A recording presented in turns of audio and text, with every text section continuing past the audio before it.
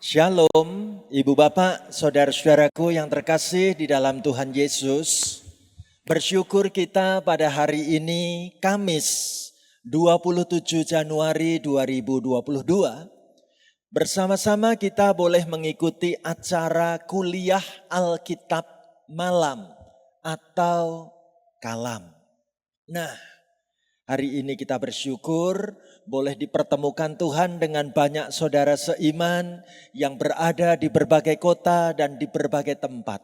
Ayo, sama-sama kita akan mempergumulkan sebuah tema, sudahkah yang terbaik kuberikan? Kita nanti belajar sama-sama menggali isi Alkitab dari surat Roma pasal 12 ayat 1 dan 2. Ibu Bapak, saudaraku terkasih, mari kita mengawali dengan sebuah lagu untuk kita nyanyikan bersama bahwa di dalam Tuhan Yesus aku kuat teguh. Kita nyanyi penuh semangat lagu ini dengan penuh sukacita. Demikian.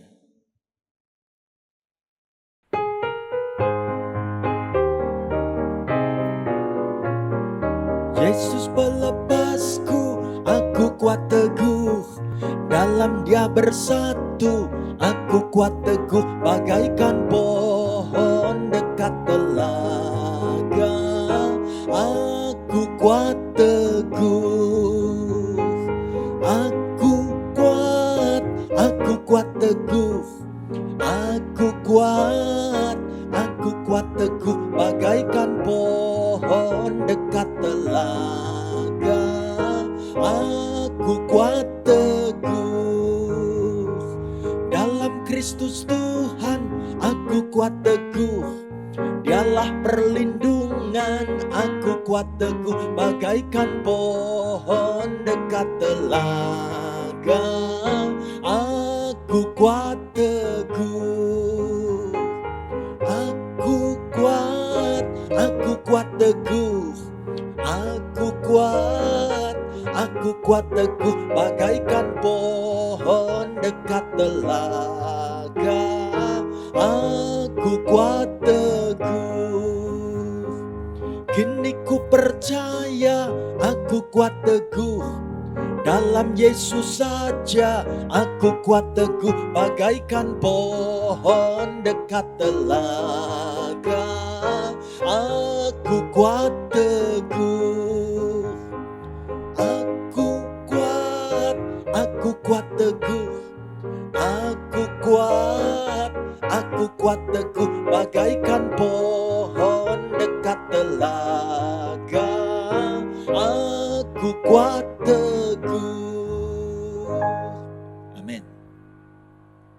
Mari saudaraku terkasih, sekarang kita mengawali kalam ini dengan kita berdoa bersama. Terima kasih Tuhan Yesus, kami sungguh memiliki waktu yang indah untuk berada dekat dengan sabda firman-Mu. Sehingga hidup kami akan seperti pohon yang ditanam di dekat telaga. Hidup kami menjadi kuat, kami semakin teguh, dan kami akan sanggup melanjutkan perjalanan hidup di dunia karena sabda firman-Mu meneguhkan iman pengharapan kami.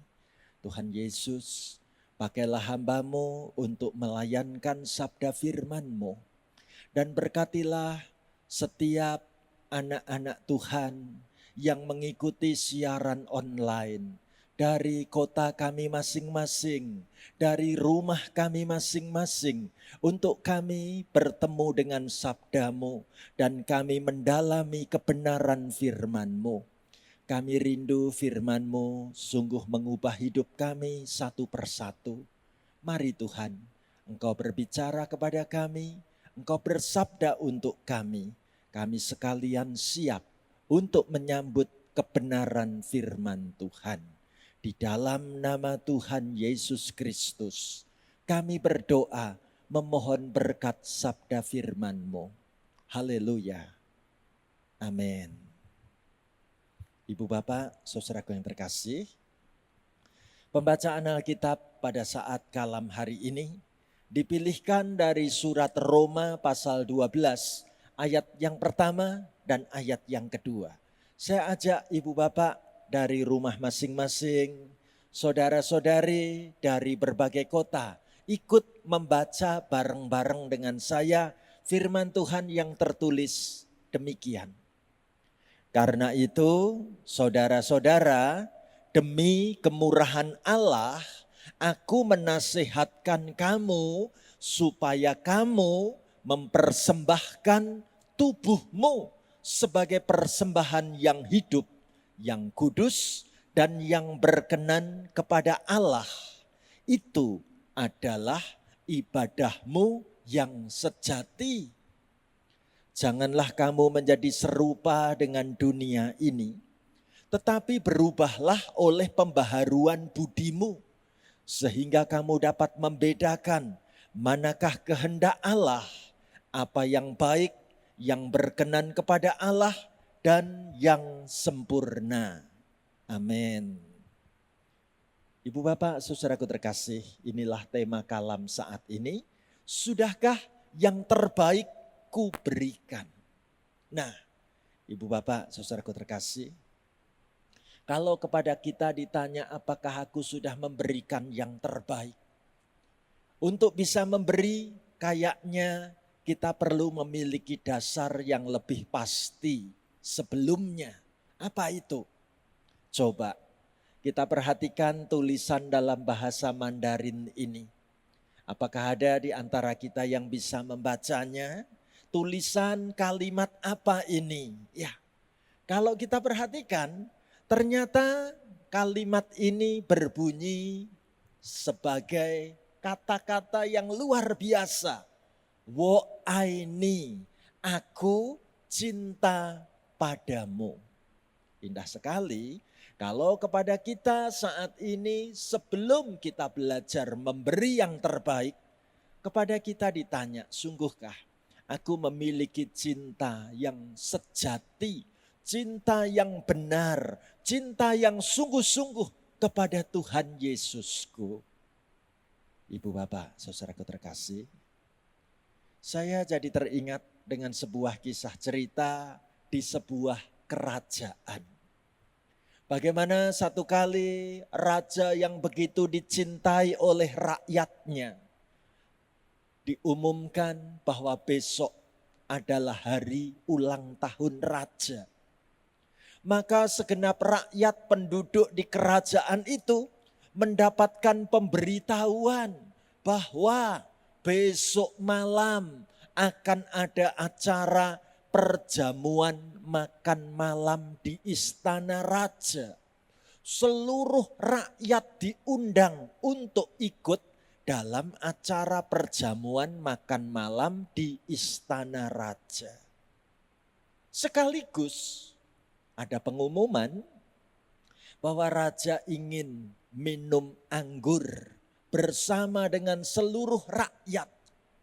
Tapi khusus untuk acara minum anggur diharapkan masing-masing rakyat penduduk di kerajaan itu membawa sendiri air anggurnya. Nanti di depan acara pesta itu ada sebuah tempayan besar. Siapapun rakyat yang datang untuk acara pesta ulang tahun raja boleh lebih dahulu memasukkan minuman air anggur itu ke dalam tempayan yang disediakan. Seperti itu pengumuman yang diberitahukan di berbagai sudut penjuru wilayah kerajaan tersebut. Ibu bapak, saudaraku, seisi wilayah kerajaan itu sudah sangat menunggu-nunggu bahwa besok kita akan diajak makan bareng dengan raja di dalam istana. Ini kesempatan istimewa. Bahkan raja mengundang kita supaya kita mempersiapkan segelas kecil air anggur dari rumah dan nanti akan dituang masuk dalam wadah tempayan dan kemudian kita bisa minum bersama-sama. Puji Tuhan. Semua orang menunggu-nunggu acara itu. Dan ternyata besok sore dikasih cuaca yang bagus sekali. Lihat, semua rakyat datang dari rumah berangkat itu sambil membawa segelas air anggur. Sesuai dengan prosedur yang ada. Mereka berangkat membawa segelas air anggur sampai di depan tempat acara perjamuan itu. Sudah ada wadah tempayan besar sekali. Semua orang memasukkan air anggur yang dibawa dari rumah ke dalam wadah tempayan itu. Tapi apa yang terjadi, saudaraku? Saat semua tamu undangan sudah berkumpul lengkap, seisi warga kerajaan itu sudah berkumpul semuanya di dalam ruangan tempat pesta perjamuan makan malam. Raja mempersilahkan supaya dipersiapkan gelas yang tadi dibawa. Karena kita akan mengawali dengan minum air anggur lebih dahulu. Apa yang terjadi, saudaraku? Sewaktu semua orang mendapatkan ke dalam gelas kecilnya, dicedokkan dari wadah tempayan itu. Apa yang terjadi? Yang terjadi ternyata justru anggurnya berubah jadi air. Bukan kayak cerita Alkitab. Kalau cerita Alkitab, air berubah jadi air anggur. Nah ini wadah tempayan dalam istana, tempat perjamuan makan malam saat itu. Semua orang sudah mendapatkan segelas minuman. Lalu tinggal diminum.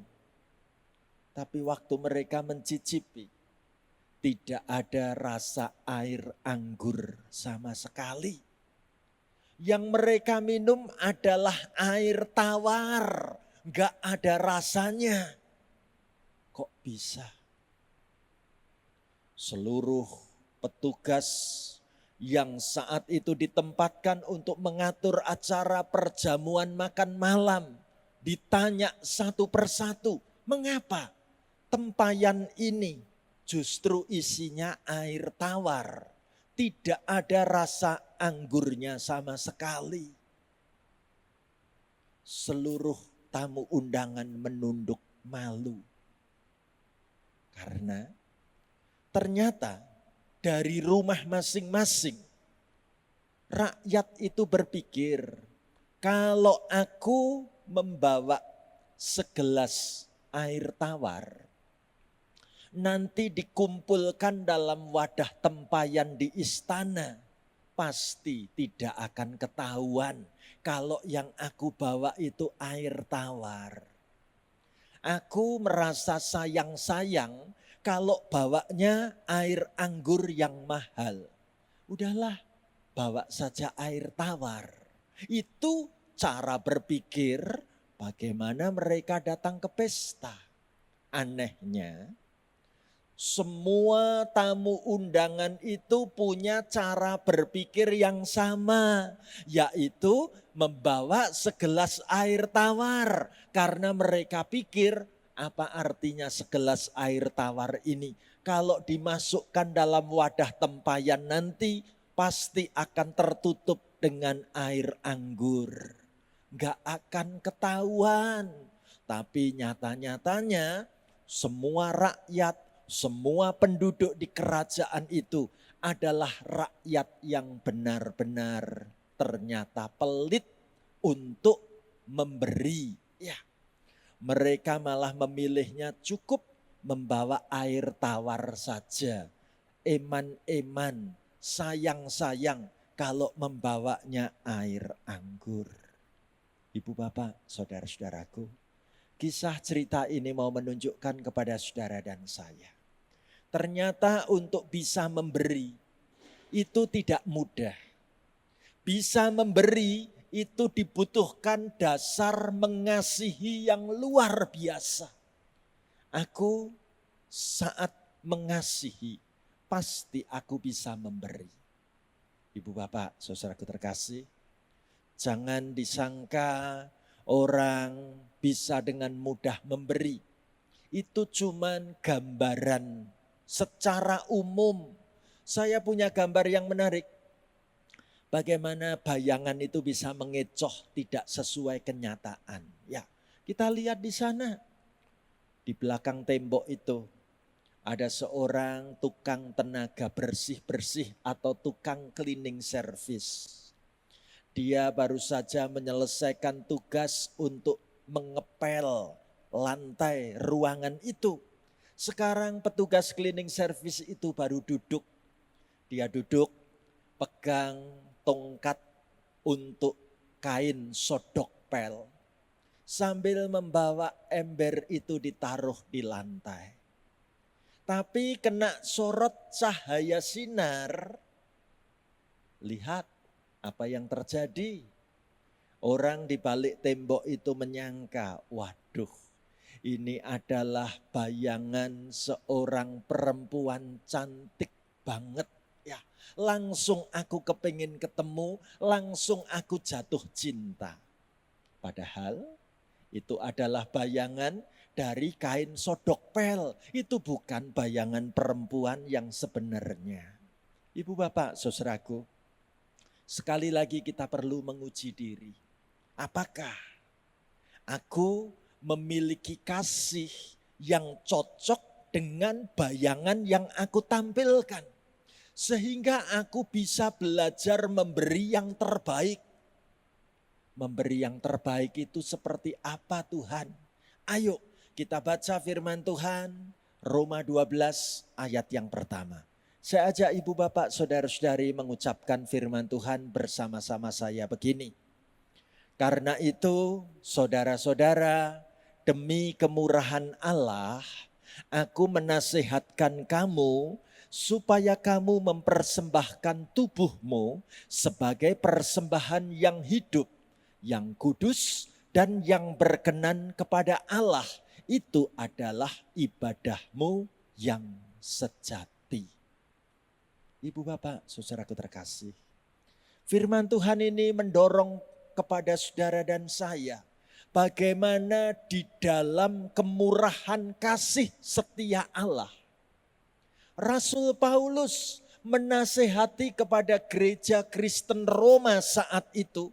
Supaya anggota jemaatnya bisa memberikan persembahan yang terbaik. Apakah persembahan yang terbaik itu? Supaya kamu bisa mempersembahkan tubuhmu. Mempersembahkan hidupmu. Hidup yang kudus. Hidup yang berkenan kepada Allah. Itu adalah ibadahmu yang sejati. Ibu bapak, saudaraku terkasih. Saya jadi teringat dengan kisah ketika awal-awal kita menempati gedung gereja GKI Marta di Reja ini. Bagaimana dulu di gereja kita ini pernah dilakukan sebuah acara yang kita beri nama Gereja Mencari Bakat. Menarik. Pada saat gereja kita melakukan ajang pencarian bakat. Kita waktu itu memilih ada beberapa pilihan kegiatan. Apakah aku punya bakat menjadi lektor yang akan membacakan sabda firman Tuhan pada setiap ibadah hari Minggu? Siapa yang bisa membacakan ayat-ayat Alkitab dengan kalimat-kalimat yang sangat menarik, cara membacakan yang sangat mudah dimengerti. Gereja kita juga mencari bakat dengan singer. Siapa di antara anggota jemaat dan simpatisan yang berkenan mempersembahkan bakatnya menyanyi untuk Tuhan. Menjadi pemimpin nyanyian jemaat atau PNJ atau singer di setiap ibadah gereja kita. Puji Tuhan Ibu Bapak, saudaraku. Gereja kita dibekali oleh Tuhan dengan banyak orang yang ikut mendaftarkan diri menjadi lektor, menjadi singer. Dan itu awal-awal ketika kita dulu beribadah di GKI Marta di Reja ini. Ibu Bapak, saudaraku, bicara tentang bakat. Seorang ahli memberitahu kepada saudara dan saya, tahukah kita bahwa yang namanya bakat itu seperti gunung es. Ayo kita lihat gambar ini. Gunung es itu kalau kita sedang naik kapal di tengah-tengah lautan, kita akan melihat bahwa di depan sana itu ada bongkahan gunung es. Kelihatannya kecil, kelihatannya tidak seberapa, tapi para pelaut pasti tahu banget kapal ini tidak boleh nabrak gunung es yang kelihatan di permukaannya itu cuman kecil. Kenapa?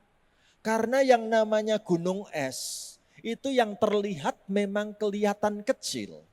Padahal yang tidak kelihatan masih terpendam itu gedenya luar biasa. Jadi sungguh benar seorang ahli katakan, tahukah kita bakat-bakat kita yang sudah muncul di permukaan itu baru 5%. Tuhan memberi bakat-bakat yang lain, bakat yang masih terpendam, katanya ada 95%. Harus digali, mesti ditemukan dan perlu dimunculkan. Itu sebabnya jangan cepat berpuas diri dengan keterampilan dan kemampuan diri kita ya, saudara-saudaraku terkasih. Saya teringat dengan seorang yang bernama Martin Luther King Jr.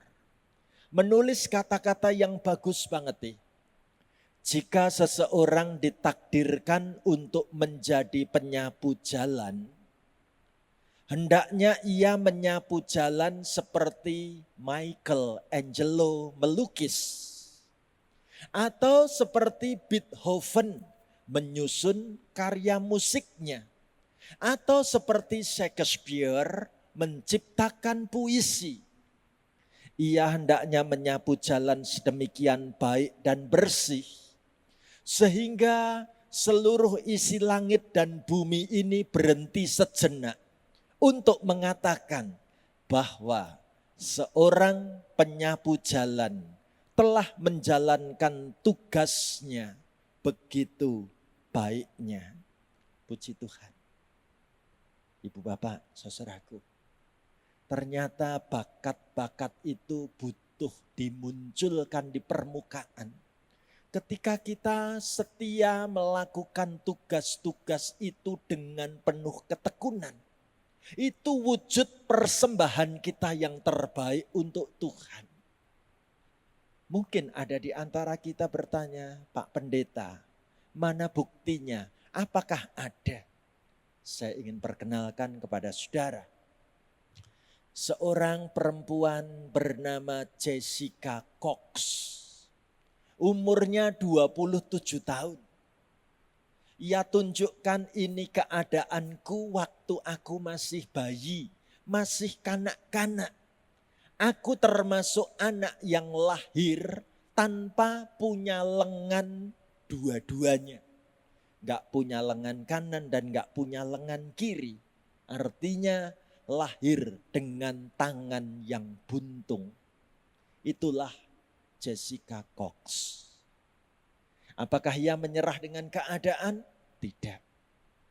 Betapa ia bersyukur punya orang tua yang sungguh-sungguh mengajari sejak ia masih kecil bagaimana belajar menggunakan kaki untuk memegang benda-benda apapun.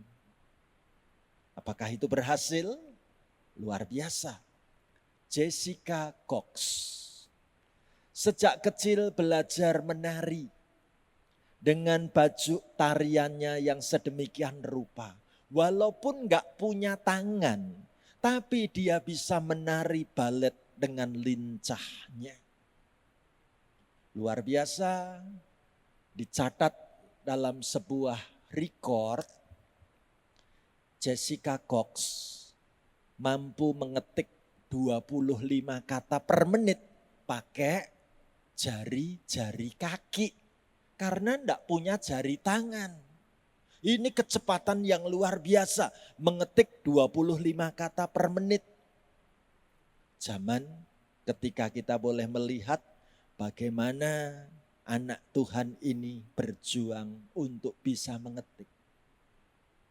Kita boleh melihat bagaimana Jessica Cox tumbuh menjadi seorang anak remaja.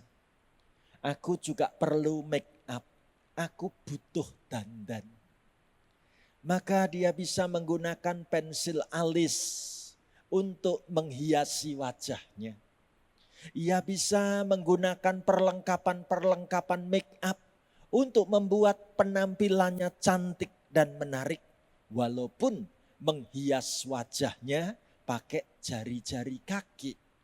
Coba lihat gambar ini. Bagaimana Jessica Cox mampu menulis catatan-catatan dengan menggunakan jari kakinya.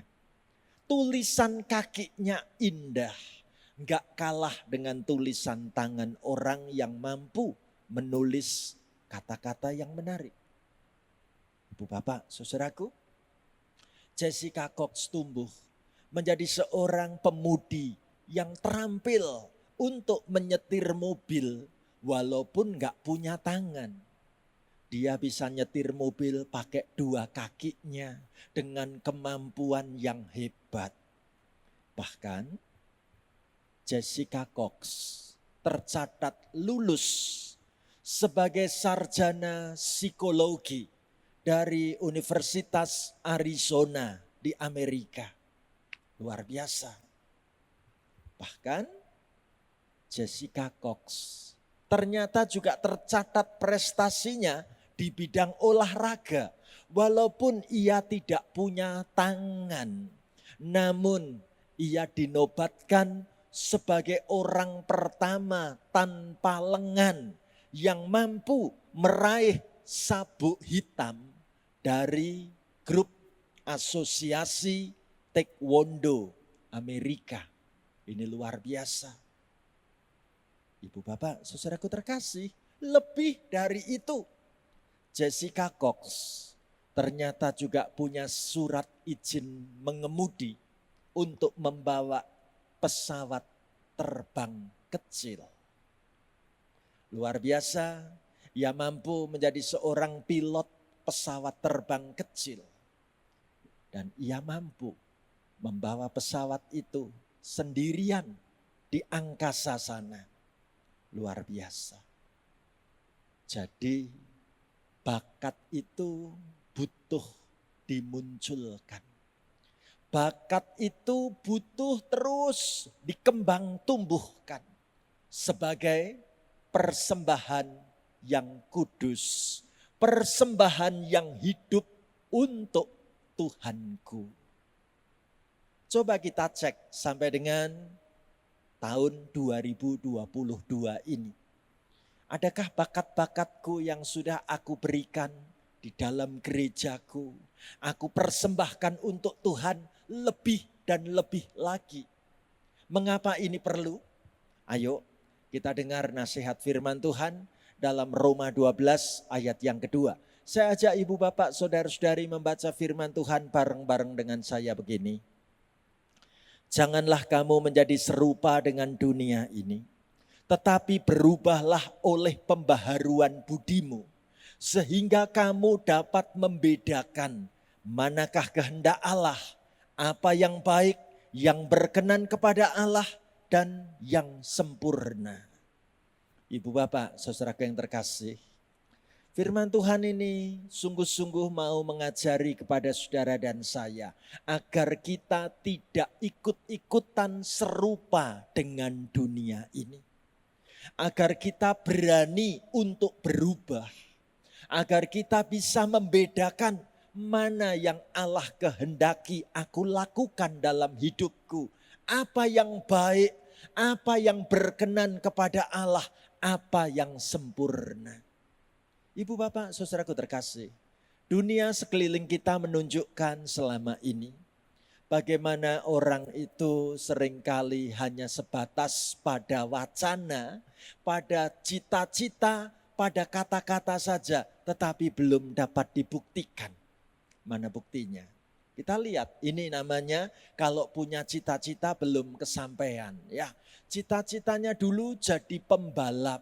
Ya, menarik. Tapi karena belum kesampaian, ya, tiap kali duduk di toilet, ya, dia akan pakai topi, helm, lalu duduknya minggir-minggir kayak gitu, miring-miring kayak gitu, seolah-olah sedang bawa sepeda motor balapnya di arena balapan gitu ya. Ini kalau cita-cita belum kesampaian. Ibu bapak, saudaraku terkasih, kita pun boleh melihat bagaimana dunia ini seringkali tidak menunjukkan kesungguhan. Sampai-sampai dibuatkan ini loh sebuah kata-kata yang perlu ditegur dan disampaikan. Kalau bekerja tapi gajinya kegedean, gambarnya kayak gini. Ya, sampai masuk dompet saja nggak muat katanya. Ini mau mengatakan apa kalau orang bekerja tanpa kesungguhan? Seolah-olah gaji itu rasanya gede banget, padahal prestasinya tidak menunjukkan hasil apa-apa. Ibu bapak, saudara yang terkasih, menarik sekali. Bagaimana dunia sekitar kita juga menunjukkan orang berumah tangga tanpa kesungguhan hati, tanpa bisa mengerti apa yang Allah kehendaki dalam hidupku, gak bisa membedakan apa yang baik dan apa yang keliru. Mana contohnya? Menarik sekali seorang yang pandai membuat gambar humor tentang pasangan seekor ayam jago dan seekor ayam betina. Ketika ayam betinanya itu sudah bertelur, menunggu telurnya menetas. Kok begitu menetas ternyata keluarnya gajah kecil ya. Sehingga ayam jagonya marah ya. Ayam betina ini dimintai pertanggungjawaban. Bisa-bisanya telurnya netesnya itu anak gajah. Kamu berselingkuh dengan gajah emangnya ya. Ibu bapak saudaraku terkasih, di luar sana kita jumpai rumah tangga yang terancam perceraian.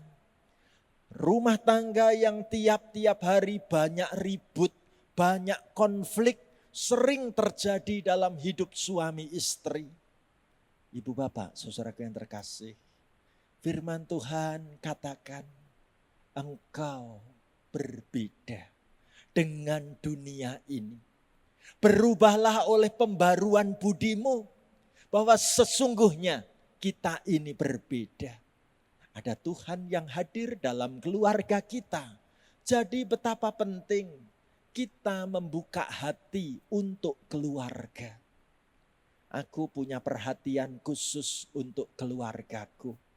Aku punya kehangatan kasih untuk seisi rumah tanggaku. Aku tidak ingin ikut-ikutan dunia yang hancur-hancuran tentang keadaan kondisi keluarganya. Ibu bapak, saudaraku, tidak cukup kalau kita menjadi orang-orang Kristen. Namun kekristenan itu tidak pernah dipraktekkan. Kenapa? Karena kasih itu harus nyata. Kasih itu mesti tampak begitu konkret dalam setiap perbuatan.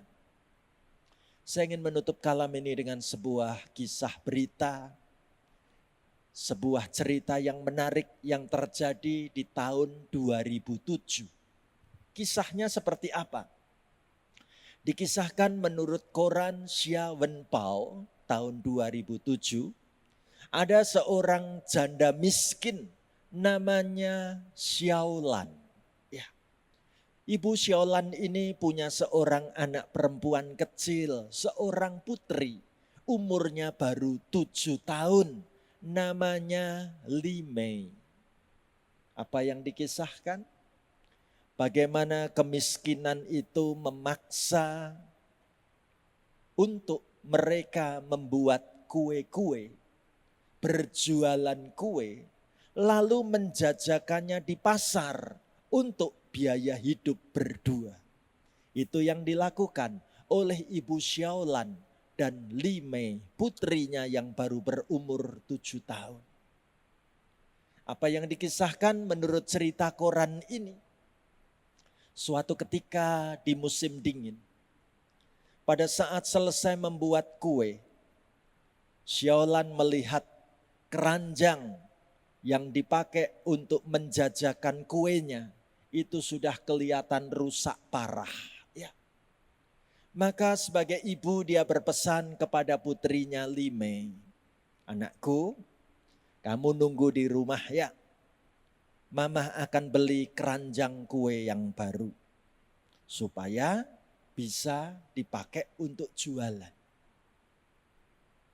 Kamu jangan pergi-pergi ya nak, ini cuaca musim dingin." Apa yang menarik? Berita koran memberitahu, pada saat Ibu Xiaolan pulang dari belanja membeli keranjang kue, dia temukan pintu rumah itu tidak terkunci. Dan dia tidak menemukan Li Mei. Li Mei tidak ada di dalam rumah. Sebagai seorang mama, Xiaolan marah luar biasa. Putriku ini benar-benar tidak tahu diri. Sudah hidup dalam keluarga yang susah. Masih juga pergi bermain-main dengan teman-temannya. Li Mei tidak mau menunggu rumah seperti pesan yang aku berikan. Apa yang dilakukan oleh sang mama? Sang mama merancang sebuah hukuman bagi Li Mei putrinya. Apa hukumannya? Ibu Xiaolan memilih pintu rumah itu dikunci dari luar agar Li Mei tidak bisa pulang dan masuk ke rumah. Putri kecilku ini harus diberi pelajaran. Begitu dia marah luar biasa. Li Mei sudah berani kurang ajar. Li Mei anak yang gak tahu diri, gak nurut kata-kata mamahnya. Apa yang dia lakukan, saudaraku? Xiaolan lalu menyusun kue ke dalam keranjang dan pergi keluar rumah untuk berjualan kue, dijajakan ke sana kemari. Dinginnya salju yang memenuhi jalan tidak menyurutkan niat semangatnya sebagai seorang ibu untuk berjualan kue. Bagaimana lagi? Bukankah hidup harus dapat uang untuk bisa makan? Itu prinsip dari sang mamah Xiaolan. Begitu selesai berjualan kue, Ibu Xiaolan pulang ke rumah. Apa yang dia temukan? Yang dia jumpai adalah anak gadisnya yang masih kecil yang bernama Li Mei ini tergeletak di depan pintu. Xiaolan berlari-lari memeluk Li Mei, anaknya yang sudah tubuhnya membeku, bahkan sudah tidak bernyawa. Tidak ada lagi denyut nafas kehidupan. Li Mei telah meninggal. Sang mama yaitu Ibu Xiaolan berteriak-teriak, menangis, meraung-raung. Tetapi Li Mei tetap tidak bergerak. Apa yang dilakukan? Sebagai seorang mama, Xiaolan ingin membopong tubuh Li Mei ini bisa masuk ke dalam rumah. Xiaolan menggoncang-goncang tubuh beku putri kecilnya sambil berteriak-teriak, Li Mei anakku. Tapi tiba-tiba jatuh sebuah bungkusan kecil dari tangan Lime. Sang mama segera mengambil bungkusan kecil itu. Dan apa yang ditemukan Ibu Xiaolan ketika ia membuka bungkusan itu? Ada tulisan, Mama pasti lupa kalau hari ini hari istimewa buat Mama. Aku membelikan biskuit kecil ini untuk hadiah buat Mama. Uangku tidak cukup untuk membeli biskuit ukuran besar. Mama, selamat ulang tahun ya. Aku tetap sayang Mama. Ibu bapak, saudaraku terkasih. Lihat, Lime berusaha untuk memberikan yang terbaik kepada sang mama. Tapi mamahnya disulut rasa marah dan emosi. Dia tidak melihat bahwa anaknya pergi itu bukan untuk bermain. Anaknya pergi itu untuk beli kado di hari ulang tahunku.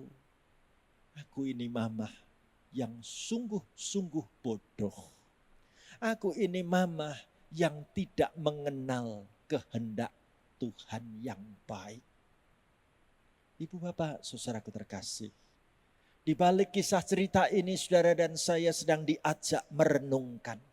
Sungguhkah aku dan keluargaku memberikan yang terbaik untuk Tuhan dan untuk gerejaku? Ayo, kita ingin di tengah-tengah masa pandemi yang berat dan sulit sekalipun, semangat kita untuk mengasihi Tuhan, semangat kita untuk memberi yang terbaik, tetap terus berkobar-kobar dalam hidup saudara dan saya. Maukah kita memberikan yang terbaik dalam perjalanan umur kita saat-saat ke depan ini? Kiranya Tuhan mendengar niat dan janji tekad kita melakukan yang terbaik sebelum saatnya kita dipanggil pulang ke rumah Bapa. Ayo kita berikan yang terbaik untuk Tuhan. Dan mari kita mengakhiri kalam ini dengan sebuah lagu, nyanyian Tuhanku pimpinlah.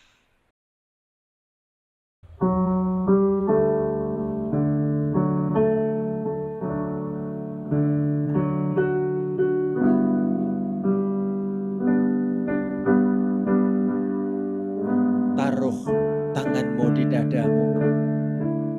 Letakkan tanganmu di dadamu. Ayo kita nyanyi bersama-sama. Tuhanku, pimpinlah tanganku, peganglah. Ku letih, ku lesu, ku lemah. Lewat malam gelap ke terang yang tetap. Tuhanku, pimpinlah ke seberang.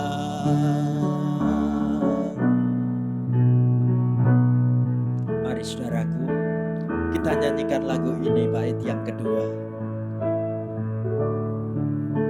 Kita angkat tangan kita bersama-sama. Bila jalan berat, Tuhan tinggal dekat. Bila ajalku telah menjelang, dengarku berseru, peganglah tanganku. Tuhanku, pimpinlah ke seberang. Amin. Mari Mari saudaraku, kita siapkan hati kita untuk kita berdoa bersama. Kita mengiringi doa ini dengan musik yang lembut. Kita berdoa.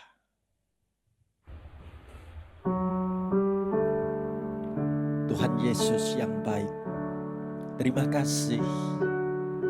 Kami boleh merenungkan akan sabda firman-Mu. Kami boleh ditegur dan diingatkan menurut kebenaran sabda-Mu. Biarlah kami menggunakan waktu-waktu umur hidup kami untuk lebih mengasihi Engkau Tuhan. Kami mau hidup lebih dekat dengan-Mu. Kami rindu dapat melakukan apa-apa yang terbaik bagi gereja-Mu untuk hormat kemuliaan nama-Mu Tuhan. Biarlah kami belajar mempersembahkan bakat talenta yang Tuhan beri pada kami. Kami boleh melakukannya dengan penuh kecintaan kepadamu. Selagi masih ada waktu, selagi masih ada kesempatan, kami rindu melayani Tuhan lebih dan lebih lagi ya Bapa. Hamba mendoakan semua anak-Mu yang mengikuti acara siaran kalam online ini. Tuhan sentuh hati kami, agar kami boleh mempersembahkan hidup yang terbaik bagi kemuliaan nama-Mu. Kami doakan seisi keluarga kami, setia mengiring Tuhan, berjalan bersama dengan Tuhan, dan sungguh-sungguh boleh menggunakan waktu-waktu yang ada, mengiring Tuhan, melayani Tuhan sampai selama-lamanya. Kami doakan teman-teman kami yang sedang terbaring sakit, Tuhan jamah, Tuhan sembuhkan, dan Tuhan berkati. Kami doakan anak-anak-Mu yang sedang jauh dari gereja, Tuhan bawa kembali pulang ke jalan-Mu Bapa. Terima kasih Tuhan Yesus. Kami bersyukur untuk sabda firman-Mu. Kami berterima kasih untuk kalam di malam hari ini. Dalam nama Tuhan Yesus. Haleluya. Amin. Demikianlah acara kalam saat hari ini. Salam sehat buat kita semua. Tuhan memberkati. Amin.